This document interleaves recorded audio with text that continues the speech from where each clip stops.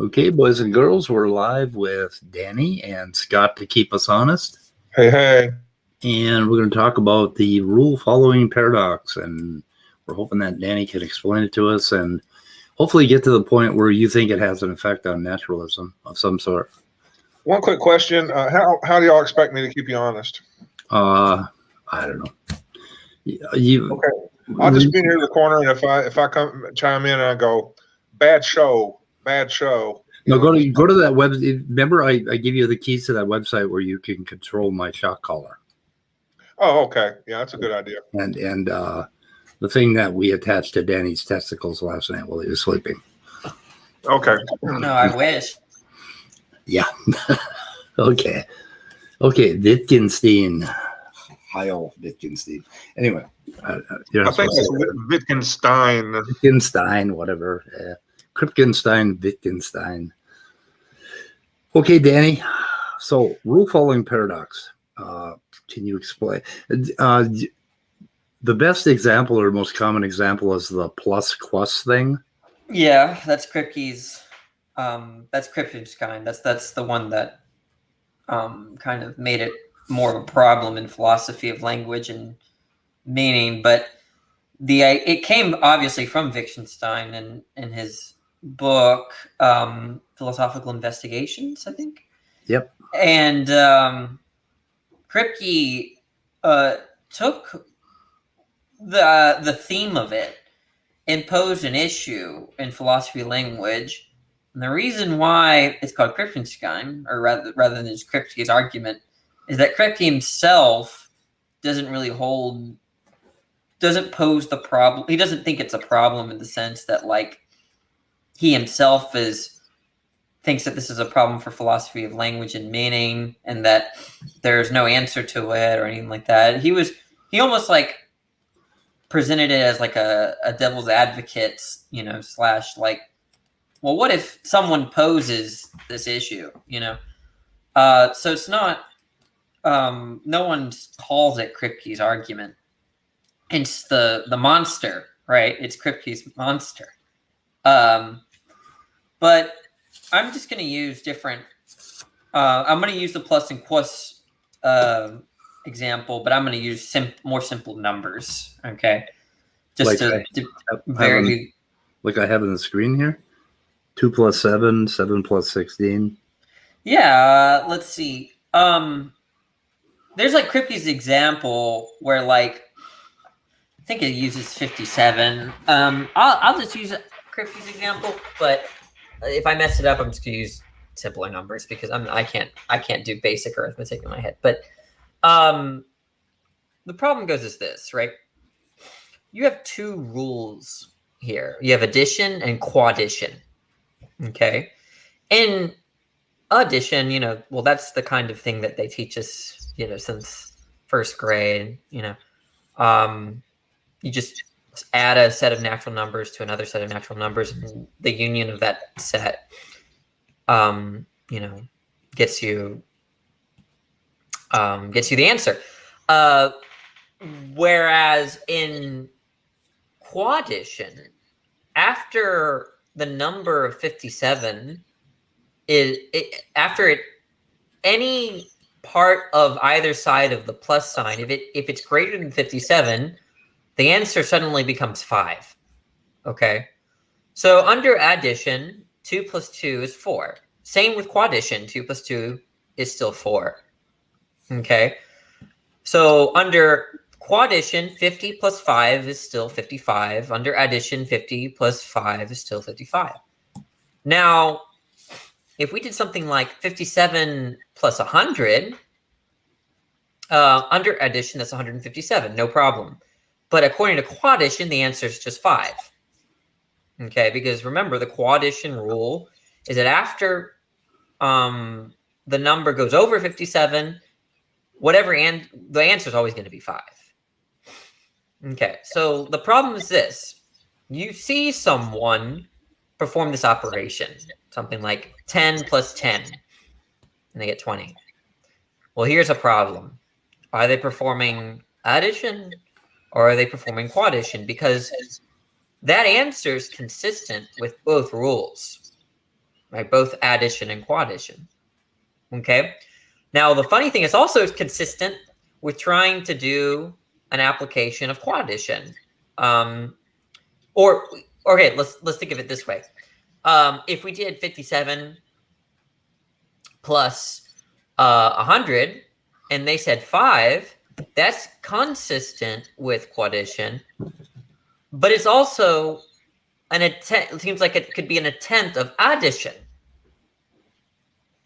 So the idea is that just from the sentences, right, the expressions, you're not going to be able to tell whether it's a application of addition or quaddition, or whether it's a misapplication of addition or quaddition. And we could just make up an infinite number of rules like quaddition. You know, I think you use chuddition, which is any answer after a certain few thousand, you know, I think it's like 30,000, or I forgot the exact number. The answer is just going to be 5 or something, right? You can just make up an infinite number of rules, and then suddenly you have Wittgenstein's premise, right? That for any action, you can make it understand it in terms of a rule, or any infinite number of rules, right? Or inconsistent with an any number of rules.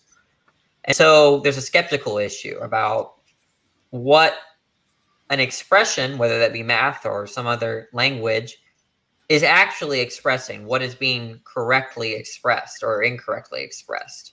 You can't. It doesn't seem like the symbols or the sentences themselves can get you to that answer. That's what Kripke was getting at, something like that. Okay. So if we're looking at this diagram, basically, from if you look on the right, that's basically called the range, and that's where you end up when you do addition or quaddition, whatever. So the top two numbers, 9 and 23, coming from 2 plus 7 and 7 plus 16, basically that's compatible with both. So you can't really tell. There's no way to tell from looking at that particular set of numbers or that set of answers which one you were using, right? So it's underdetermined, basically. Yeah, that's a good way to put it. Yeah. But then if you looked at 5, you'd be like, okay, what's up? I heard this one guy suggest that this is really cool, because what you do is you borrow $10 from your friend.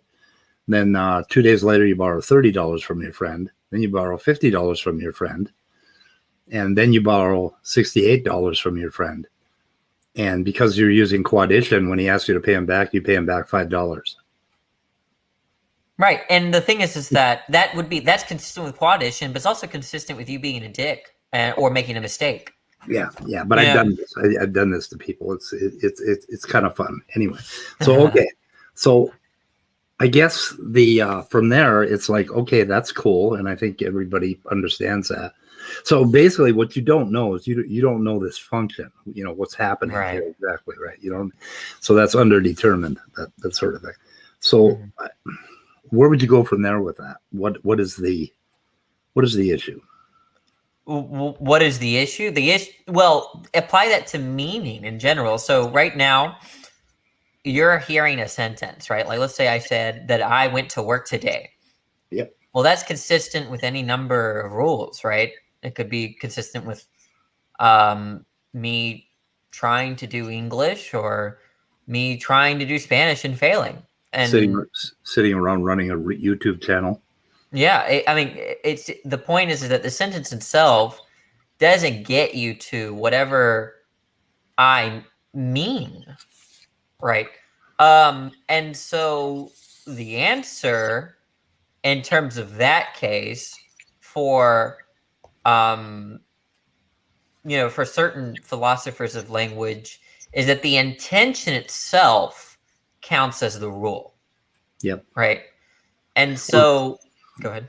Wouldn't Wittgenstein, wouldn't he say that it was the usage that defined the meaning rather than some rule? I'm not going to pretend I know what Wittgenstein was actually talking about. Kripke, the consensus is that Kripke's formulation of what Wittgenstein was saying was unique. And the way that Kripke presented Wittgenstein, he admitted that what Wittgenstein seemed to do is inspire him to a skeptical problem. But I am not well read on what scholars think about what Wittgenstein was getting at. And whether he even presented a solution, because Kripke really doesn't present a solution.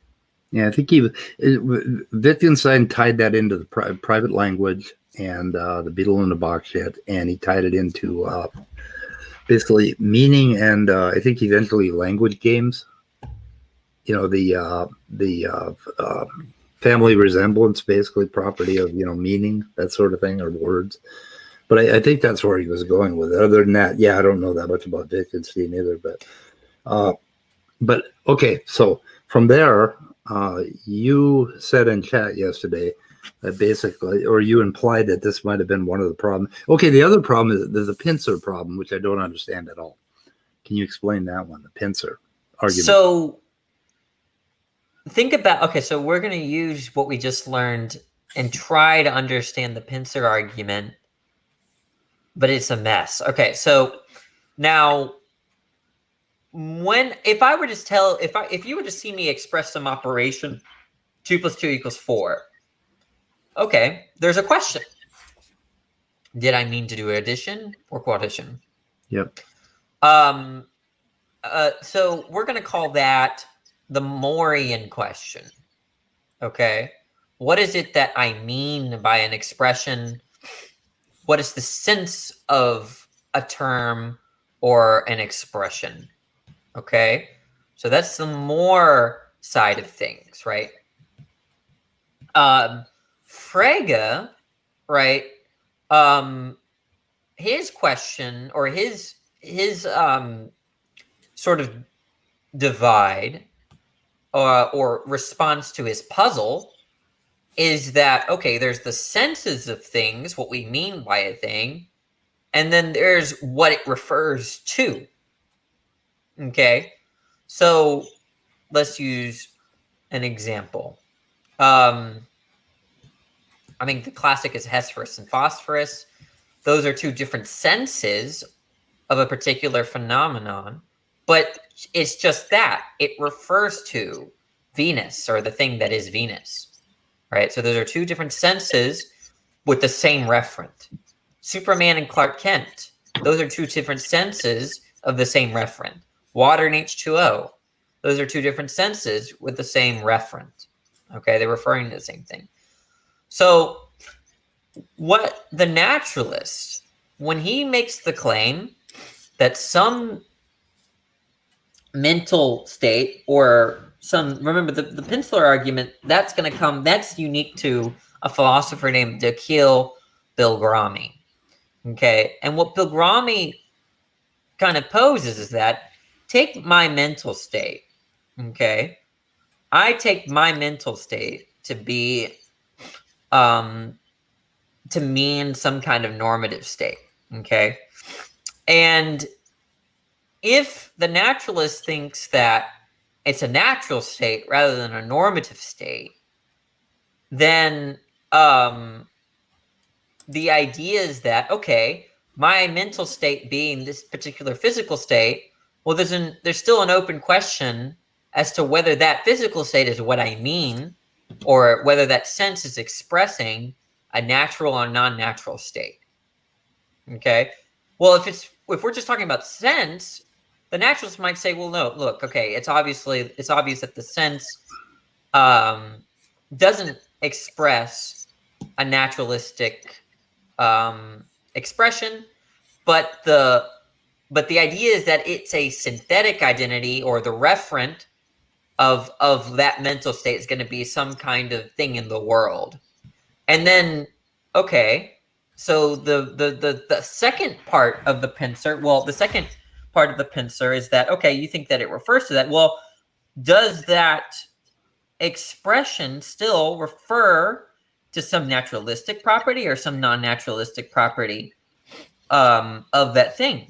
Well, if for Bill Grommy, he's going to say something like, if the naturalist says, well, it's a non-natural property when it's game over for the naturalist. If he says that that expresses once again a natural, a non-natural a natural property, well, then he thinks that Moore's open question comes back in, right? And so it goes back to the first pincer, the first horn.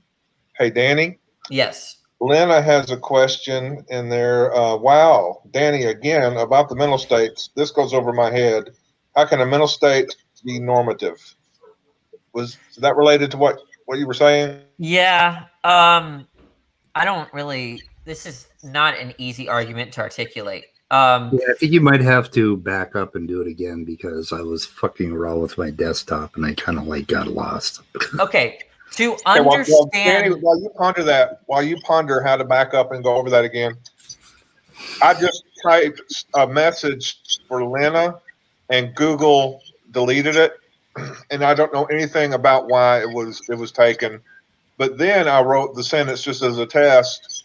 I think Kong should be a member of the Homo genus, and Google deleted that one. Holy shit. But if you say Homo sapien, I think it won't, according to Lena. So Okay. I just wanted to note that as an odd. God, they have got to fix that. That is just, this is getting silly. I mean, Jesus Christ. yeah. Okay. So you've gotten rid of it. So yeah, to understand. So there's the rule following paradox, right? And that is sort of presupposed in the pincer argument. Okay. But you got it there, right? That for Frege, there's these puzzles, right? These puzzles about like, okay, if Superman is Clark Kent, that seems to be informative, but that's to say, it doesn't seem like when we're saying, if those are identical, it doesn't seem like we're saying Superman is Superman or Clark Kent is Clark Kent, right? Okay. We're saying Superman is Clark Kent, and that seems to be giving us extra information. Like, and so, but they're yet identical. So if they're identical, we're committed to saying that they have the same meaning as when we're saying Superman is Superman or Clark Kent is Clark Kent. But he says, okay, I have a way to fix this. So Frege comes up with the sense and reference. Okay, Frege says Superman and Clark Kent. Well, these are two different senses, and that's how we can say that the statement Superman is Clark Kent is somehow different than the statement Superman is Superman. Okay. Okay. But what makes them retain the identity relation is that Superman and Clark Kent have the same referent. Right. So that's exactly what you've drawn there is good, right? So you should write sense 1 and sense 2. Okay. Could you put like a 1? Yeah, and a 2. Okay. So since 1 and 2, because they refer to the same thing, okay, we can say that sense 1 is sense 2. Okay. Now, without saying that, in saying that sense 1 and sense 2 are the same, we are not saying that sense 1 is sense 1 and sense 2 is sense 2. Okay. Okay. Does that make sense? We're saying they're different. Sense 1 and sense 2 are different, yet they are the same. Okay, so I want to preface this. This is not, what I'm explaining is not easy stuff. Okay, this is not easy stuff, and it's one of the more complicated things I've had to explain on the channel. Okay, so let me say it again. We have sense 1 and sense 2. Okay, they seem to express different properties, but there are sensical ways of identifying them. Okay, so Superman has a sense, right? He can fly. Okay, he wears a cape. He's from Krypton. Sense 2 is Clark Kent. Clark Kent is a photographer, a reporter for the Daily Planet. Right. Okay, that expresses different properties. Okay, now when we say sense 1 is equivalent, is identical to sense 2, We want to say that that's different because the idea, this goes back to Leibniz. Leibniz thinks that for A to be identical to B, all properties of A must be shared by B. Okay? So if A is B, identically speaking, Leibniz is going to say that they share all the same properties. But if we look at sense 1 and sense 2, those express different properties. But we still want to say that there's an identity relation between sense 1 and sense 2. Yeah, I did that. Well, for Frege, we we can still say that they're identical because they have the same referent. Okay. So I kind of want to say so. So Well, so I stopped there because that can easily be misunderstood or not understood by someone, right? But does everybody understand what Frege's move is here, right? Does everybody understand what Frege is trying to say and how he solves the Frege puzzle that he poses himself? That there are two different senses of the thing, basically. Well, do you understand the puzzle? The puzzle.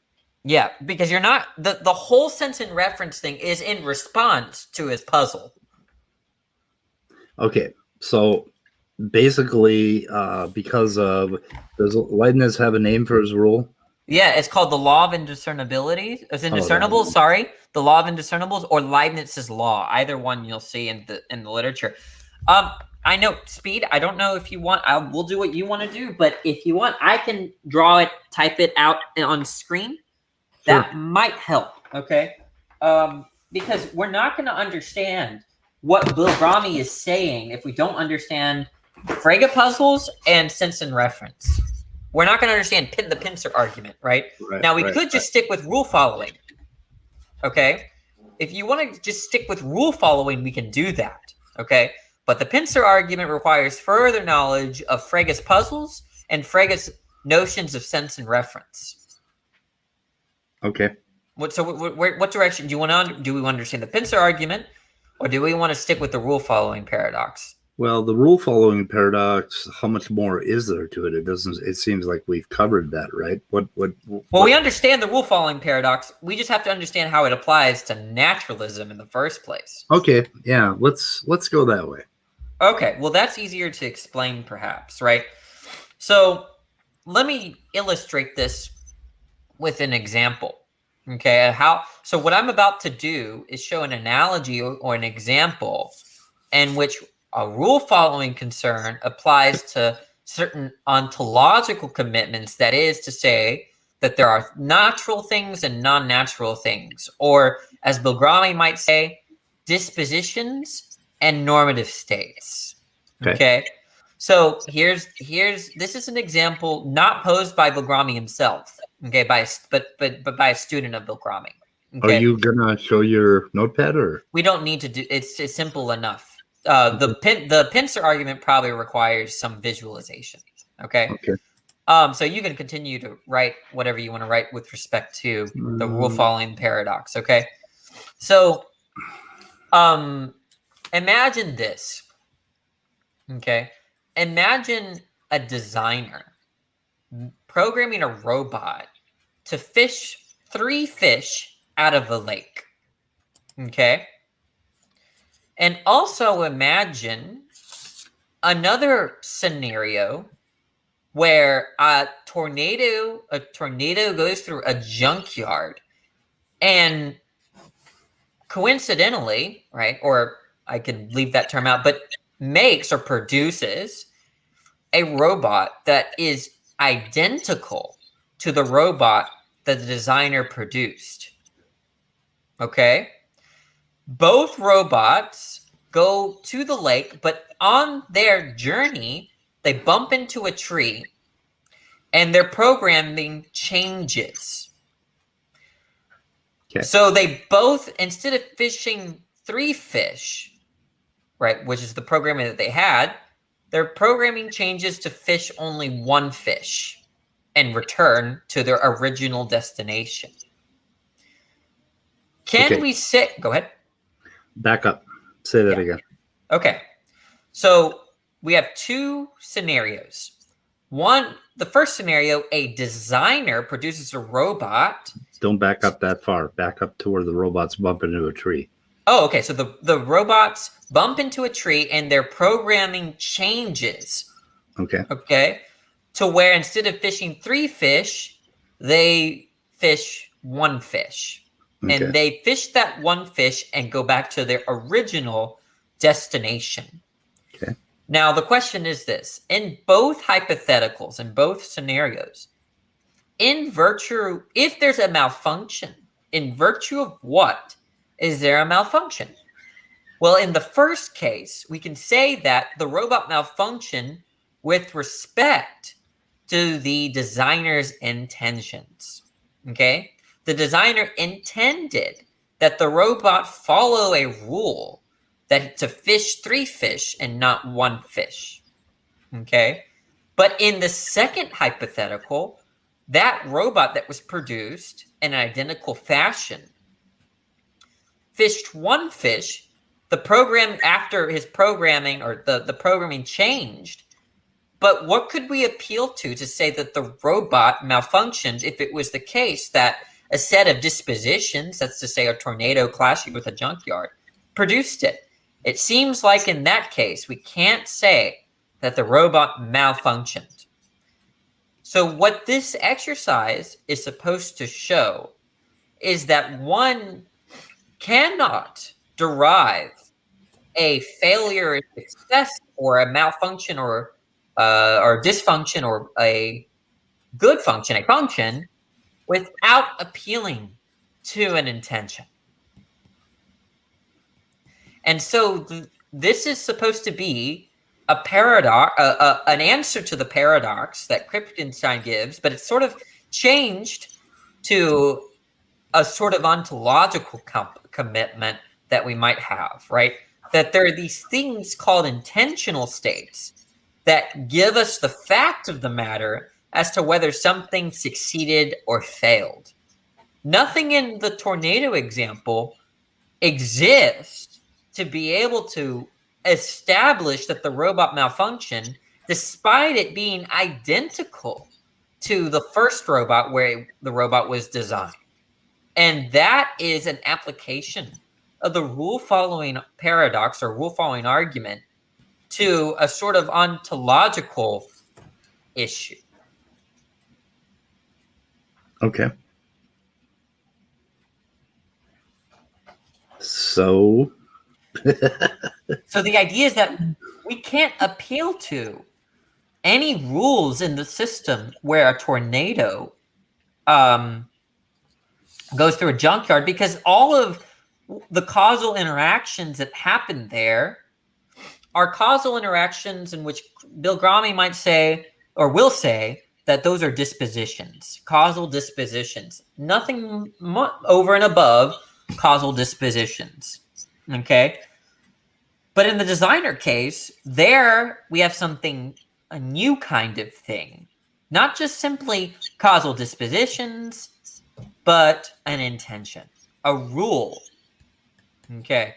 And so a rule, norm, that's normative, provides us with the answer as to answer the question, in virtue of what did the robot malfunction? Okay. So when someone let's take that example. Same thing with utterances. I'm expressing sounds with my mouth, right? There has to be a fact of the matter as to what I mean, right? Whether what I'm saying, right, is what I meant to say, what should have been said, right? That it's success with respect to what I'm trying to say. And so the answer to the paradox for Bill Grommy is that, an intention can be appealed to as to show that there's a fact of the matter as to what I believe or what I'm doing to be a kind of successful action rather than a failed action. Okay.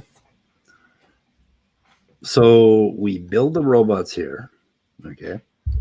and the tornado builds a robot and the factory builds a robot, and then they bump into a tree here, and then out here we see that they got one fish each, right? They had the programming to fish 3 fish. Yeah. Oh, and then after they hit, you did say after Tree. they hit that tree, now the program has changed to 1 fish. Right. Okay. And the 2 robots here bring their 1 fish, and so here, do we know which robot's which?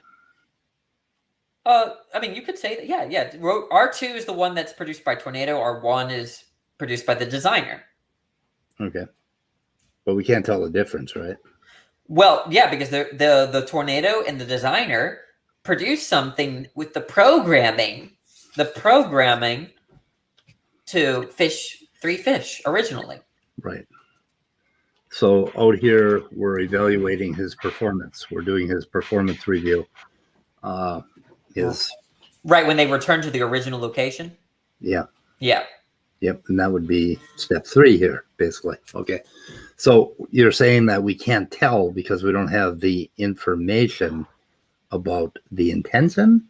No, I'm saying that R1 and R2 behaved exactly the same way, had the exact same programming, but one of them malfunctioned, the other one did not malfunction. Right.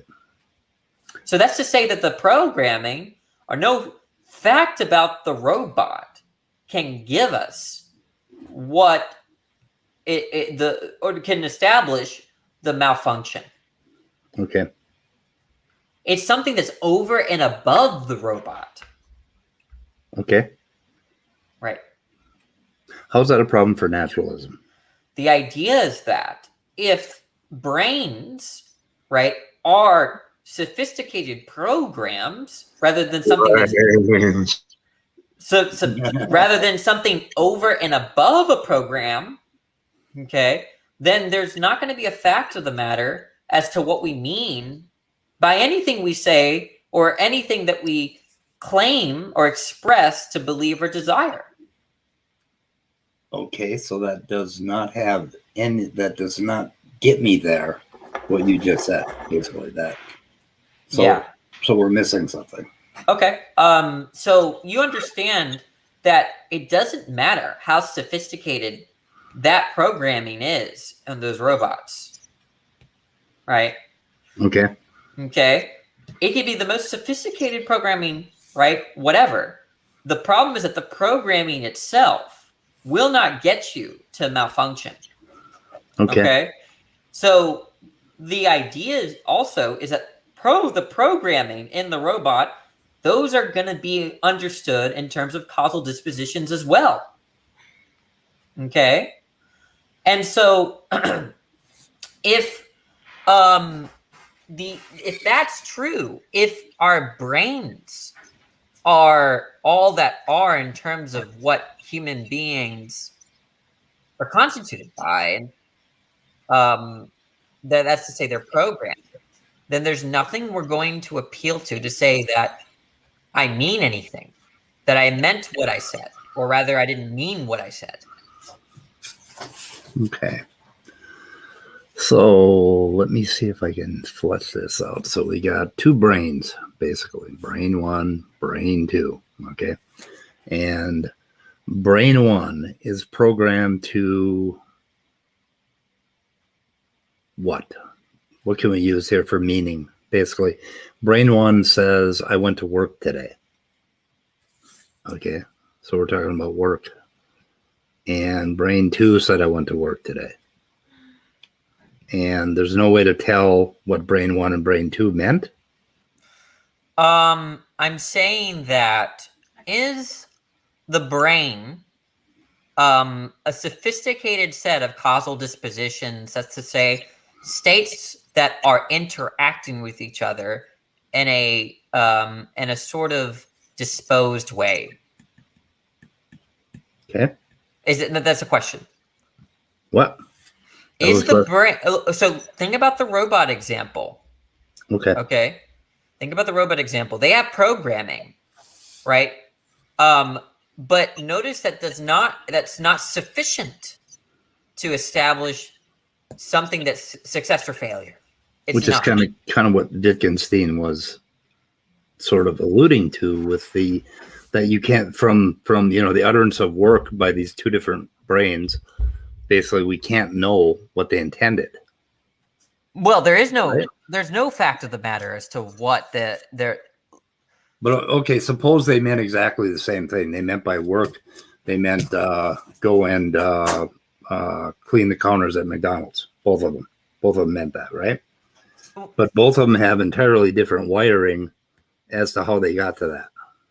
Okay, I see. So you're saying there's an agent with a brain that wants to go to work, and there's an agent with a brain that has that doesn't want to go to work.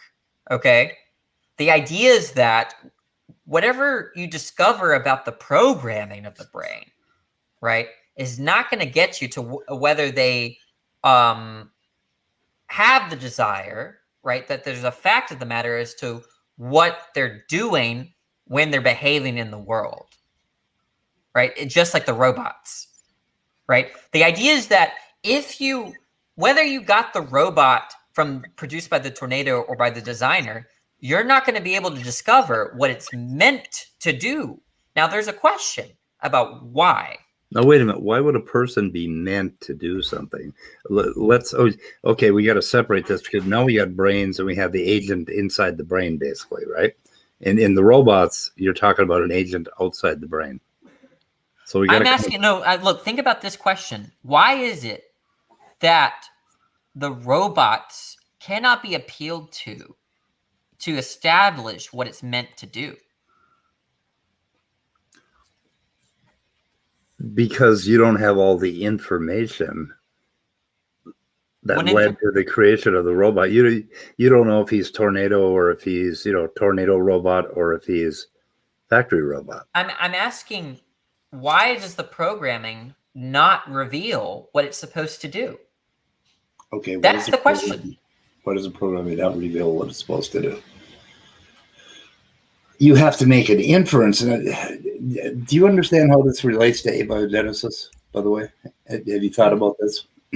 That's another subject. You're going to have to elaborate. I have thoughts about abiogenesis, but I probably will elaborate later. Hang on a second. Yeah.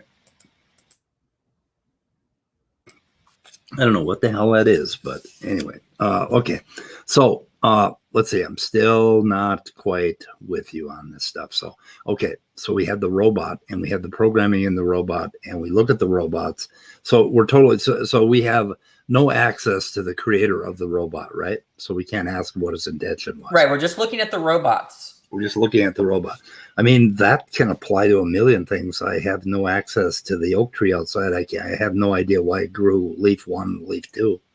So I mean, are you saying that in principle? So this is the epistemic problem, right? That we don't have enough information to know what the thing did. Okay, so you think that in principle you could discover what the robot meant to do? You could make guesses, but you could never fully know the intention of the designer because we have no epistemic access to that information, right? Wait, I think we're getting confused on what it means to say there's epistemic access, right? What it means to say that there's epistemic access, there's no epistemic access, is that while there's a fact of the matter, we can never be justified in terms of what that fact is. But what we're saying here is that is there a fact of the matter about what that robot was supposed to do simply analyzing the robot? Now, there you could answer yes or no, right? Is there a fact of the matter simply by analyzing the robot? As to what it's meant to do. What it's meant to do. Whether it's failing or succeeding. No, just like there's no fact of the matter here. Okay, just by analyzing the numbers 9 and 23, there is no fact of the matter here. Yeah. That tells you whether you're quassing or plussing, right? Because we don't have epistemic access to this. Okay. Right. Yes, you're on that. So you've understood the problem, but we're just having a hard time connecting it to therefore naturalism is in shambles, right? And I understand that. Okay, I understand because this took me months to understand. right? So I don't anticipate anyone Okay, Danny, getting did you take any drugs or medication in those months? no. Okay. Well, okay, I'm just ruling shit out. Okay. Okay, so So this is I'm telling you that the rule following paradox and the pincer argument is not easy stuff to work with. I don't anticipate it's a long dialogue, it's a dialectic. This is a real issue between philosophers. It's not settled in philosophy. Like it's a problem that haunts philosophers, even though I know it may not seem like it. But I'm just telling you that this is I doubt we're gonna get anywhere in the next 2 hours, right? If we talk for 2 hours, I think that I'm already very happy that you understand the paradox. And if you reject it to be an argument from reject it to be an argument for naturalism, I don't really care. I'm thrilled that it's we're understood. just not there. We're not there yet. I'm not seeing your implication, to Yeah, a that's fine. And problem. most philosophers don't see the implication. So Okay. I'm telling you understand, as well as probably a lot of people in the chat, understand the issue at the least, right? What they're saying, right? Yeah. Here's what they're saying. They're saying that if you look at the robots programming, there's nothing about the robots that can tell you whether it's succeeding or failing. Right. And if you accept that, okay, then that's like 90% of it. Okay. But we have a problem with the robot in that it's the same as Quas and Plus, in that there was some intention going on out here by some sort of an agent, right? And he created R2. Right. Or R1 or whatever. Yeah. Okay. R2 is the factory created. Oh, my bad. Okay. Yeah, Tornado Factory. R1, R2. Okay. I'll write it down. Wait, can I address a quick question for Lena? Lena, Sure. I'm sorry. You can forget about Frege for right now, but part of understanding the pincer argument with Frege is understanding this problem first. Because if you understand this problem, what GE Moore raises is related to the paradox. Okay. That's why it's my bad we jumped into the pincer argument before we really elaborated on the rule following argument. So that's not you, that's me. Go ahead. Okay, so I think it gets a little more sophisticated when we drop the robots, which to me is just an epistemic problem. We don't know which robots which actually, or we could have, they could have exchanged name tags when they bumped into the tree, and we don't know which is which, and there's nothing we can do to tell which robot was intended to do what. So that's one problem, right? But now when we go to a brain and we're talking about this meaning, we have one unique wiring in this guy's brain, and it means I want to go to work and wipe counters at McDonald's, and the other guy has exactly the same intention, right? But different wiring. And so you're saying that just looking at the wiring of his brain, we couldn't tell which that is. That seems like you're right on track in terms of understanding the argument. But I think that there's something I want to elaborate on the robot analogy, and then we'll go to the brains. Okay. Is that okay? Yeah, we'll do robots first, then brains. Okay. Look, I'm gonna do this. I'm gonna do the screen thing for me, if that's okay. That way, I can be very clear about what I take to be the issue. Let me see. Let me get this. Okay, you heard it first on this channel. There's a philosopher that's going to be clear. Yeah, but this stuff is not clear. This stuff is hard. This is like a premiere. Okay, let me share my screen in a second. I'm almost there in terms of sharing it.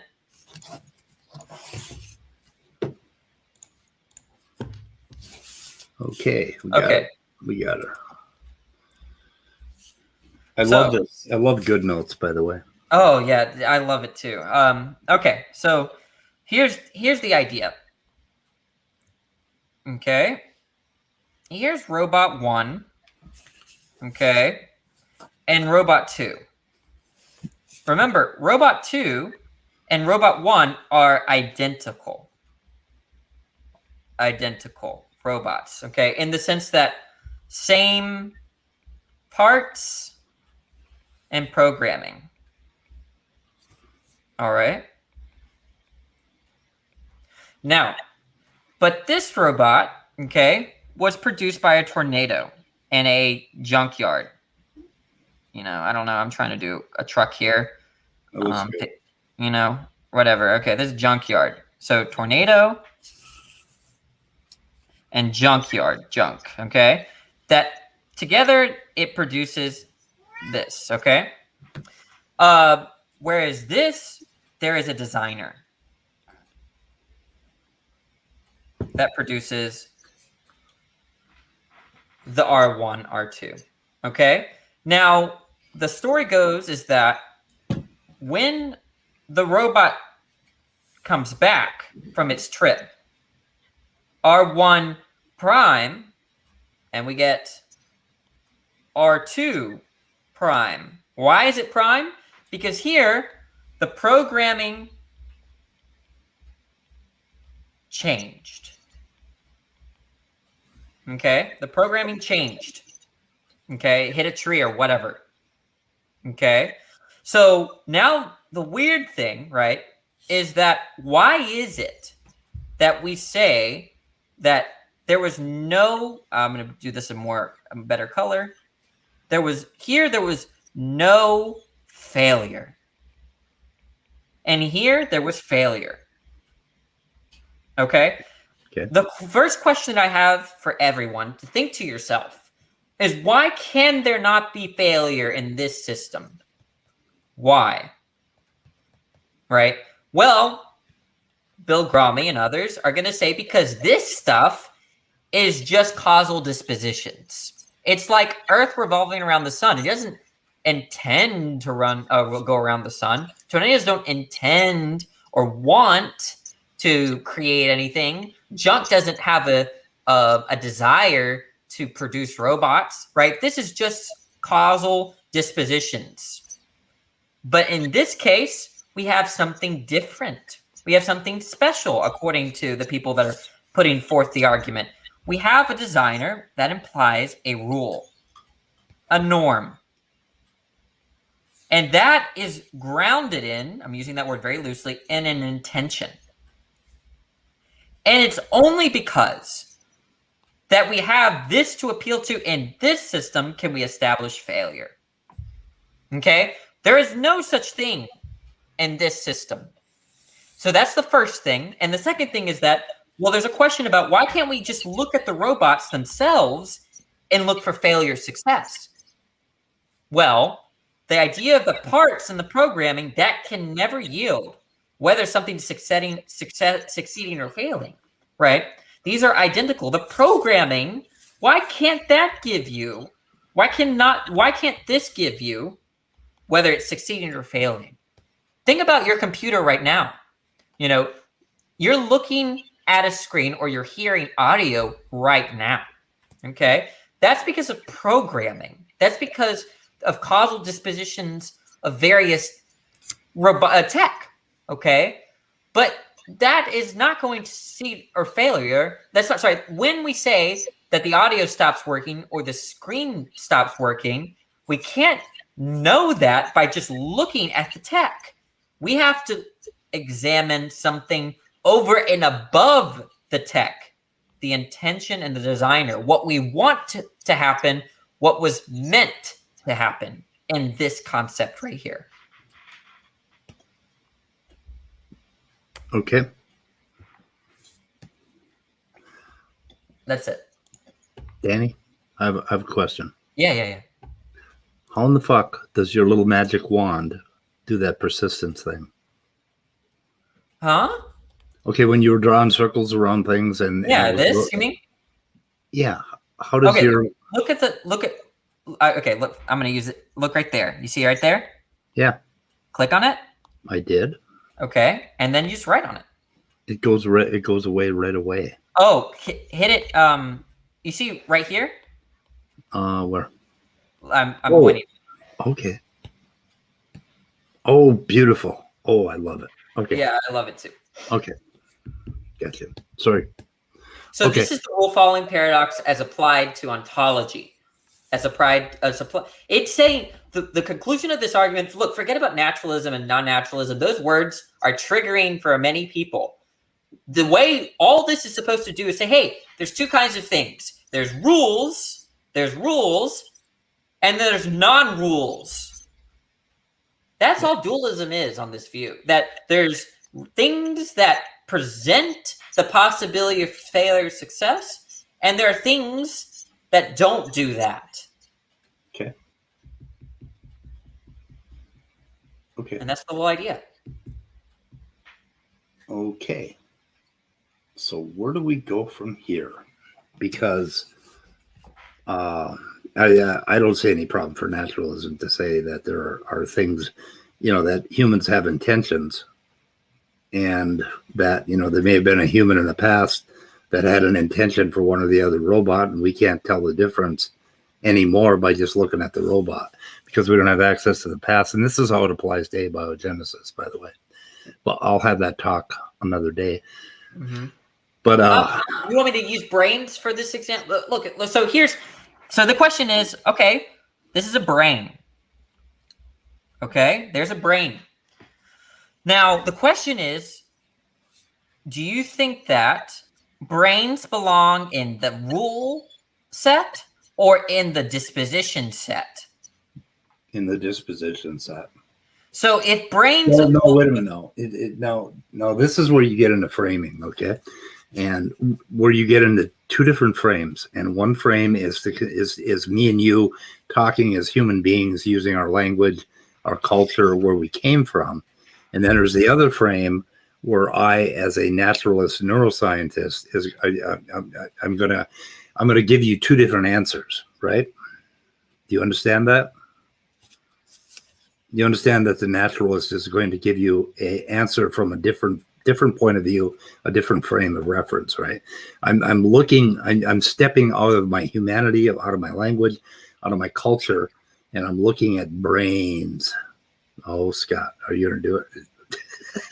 What is Scott doing? Brains. Every time you say brains, Scott gets excited because I don't know if you knew this, but Scott is actually a zombie. I was able to get a zombie to come on the channel. Anyway, okay, so you understand that as a neuroscientist naturalist, I'm going to say that basically it is a disposition to have an intention. An intention is just a disposition. Okay, well then here's how I think of that, right? That you're saying these sorts of things. I'm afraid you're going to tell me. No, I'm trying to characterize what you just said. You're saying that this sorts of stuff, intentions and norms, belong in this category. Belong in the category of a because here, this is disposition land. Yes. Right? Yeah. Disposition land, there's no failure. Yeah. Okay. But if you're saying... okay, you're right. There's no failure there.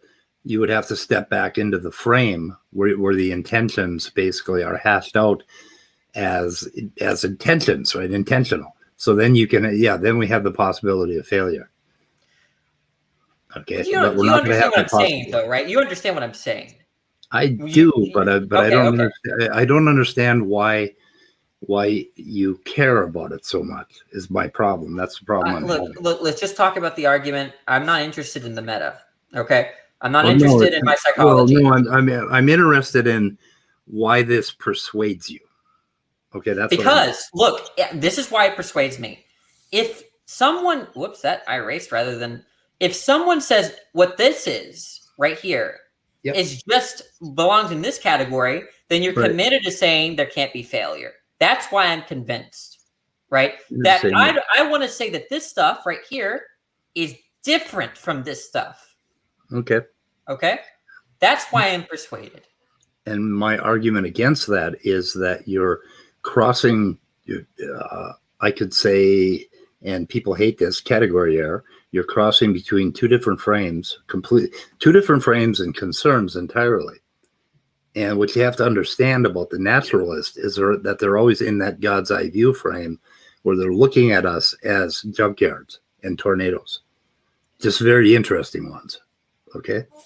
Okay, yeah, but the point is just that no matter how interesting this is, if it belongs in this category, it's not going to give you failure. No, not until you step back into your humanity, unless you become the brain if you become the human, become the brain, then of course we could talk about, failures and all that stuff, and yell at our kids because they failed. Well, look, I'm having a hard time following. So let me just ask you, this thing right here, or a state of it, a state of the brain, does it belong here or does it belong here? Don't say state. The way it is at a particular time. That's all I mean by state. Okay, we have to say, okay, what would make me happy? Okay, we'll call it states, but I don't like brain Look, states. I'm totally fine with pausing the conversation right here because this is a lot of information. It's best not to give a response if we haven't all thought about it. If you feel like you have a response, I want to hear it. But if you feel like you need to think about it, maybe talk to some people that I don't know.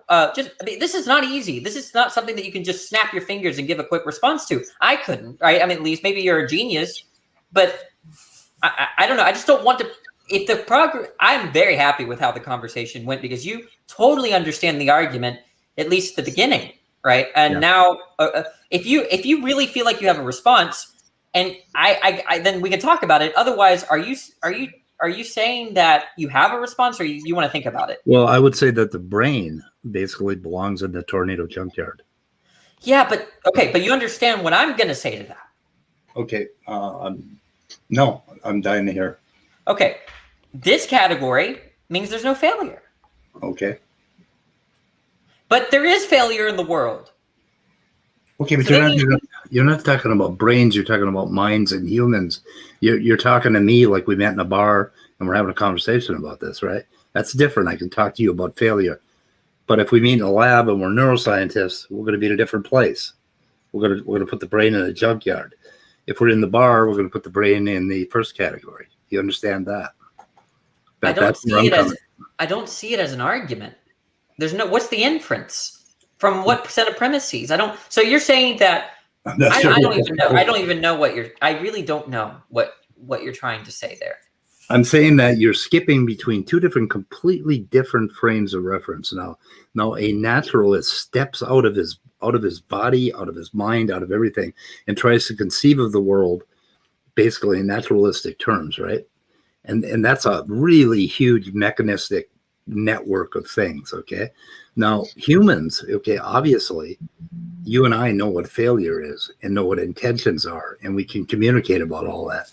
I don't think raccoons could communicate, but I think they still have intention. Like my raccoons are on the fucking fence right now, intending to make my life miserable till I feed them. But I digress. Anyway, well, how about this? Why can't you see that there are different ways of framing this, and that the naturalist does not frame it from within this world where we want? If you ask us, like, and this has happened. Like, if you ask me to show you where failure is, right, in the brain, I'm going to have a fuck of a time answering your question, and I'm going to start pulling papers, I'm pulling neuroanatomy, and I'm going to fail anyway. You understand it's two different frames that we're coming from, basically. Yeah. So how about this? I'm very content with how the conversation went, and I'm fine with you ending the conversation with that response. I will just say in the nicest way possible that I don't really have a rebuttal to what you're saying. I don't. Okay. I don't. Okay. I don't know what to say to that, and so that might progress into a different kind of conversation. But if you're content with the way that the rule following paradox has been presented, conveyed, and responded to, then I am. Yeah, maybe we'll look at the pincer argument next, and then maybe I can come back with the holding that. But I hope I've at least convinced you that there are two frames. No, this makes no sense to me. But okay, look. Good. But I mean, and let me preface that I'm not saying what you're saying. I just don't know what you mean. I'm not saying this is not me saying that what you're saying is stupid or wrong. I just simply there needs to be a whole conversation dedicated to this, to this kind of response, because it's not the first time you've given me this kind of response, right? So there's obviously something here that you're trying to tell me that I'm just not getting. Okay. Yeah, and the possibility could be that I have been by myself in my own mind with my own books and my own papers for 5 or 6 years with this whole idea, right? And I may speak very differently than a lot of people at this point. And when I say that, when I tell people that I am a hard atheist and a hard naturalist, I really fucking mean that. I'm like I'm like Rorty's Antipodeans or the Churchlands, new language that they want to develop. I mean, I'm so invested in and embedded in this naturalistic paradigm that I may not be able to easily communicate what I'm talking about. No, I get that. You're not alone. In fact, you're probably the majority of people. But so Okay. I'm not gonna. I don't want to wrestle with those convictions right now. But the idea is that I just wanted to end with this. Okay. If you think that this is not me responding to you. This is for the viewers. So the question becomes, what category are you going to put the brain in? Yeah. Now, Okay. that's the question. Okay. Okay. It'd be nice if people chat about it. Yeah, that would be like maybe some other kinds of responses that. Yeah, or comment on the video, please. Feel free. And goddamn, a real quick comment to Danny. That is a great color scheme you're using there. A great what? Color scheme. You got the reds in the right place. You got some vivid yellow and green. Yeah, why can't I do that? I don't know. Did you? Why can't I do that? Something.